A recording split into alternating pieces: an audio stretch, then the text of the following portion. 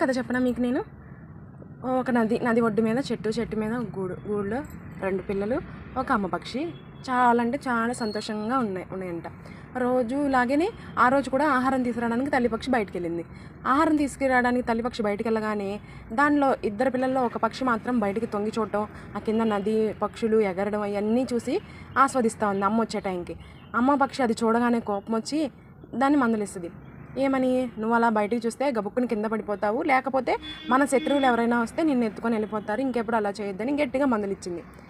మరుసటి రోజులాగానే తల్లిపక్షి ఆహారానికి వెళ్ళింది కదా. అమ్మ ఎప్పుడు ఇలాగే చెప్తుంది, ఎప్పుడు కోపడుతుంది అనుకున్న పక్షి గూట్లో నుంచి తల బయటికి పెట్టి కిందకి చూడడం మొదలుపెట్టింది. ఆ చేపలు ఎగరడము, పక్షులు ఇవన్నీ కూడా చూస్తా మరిచిపోయిన పక్షి అదుపు తప్పి గూటి నుంచి కింద పడిపోయి ఆ గట్టు మీద ఎగరలేక అక్కడే ఎవరన్నా వచ్చి ఏమన్నా చేస్తారేమన్నా భయంతో ఉంది. ఈలోపు అమ్మ పక్షి రానే వచ్చింది.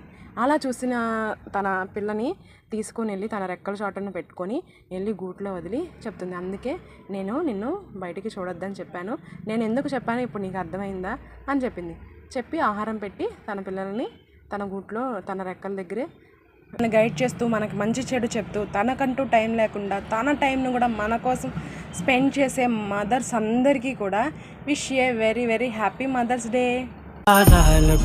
వల్ల నా అడుగులు సాగాలమ్మా.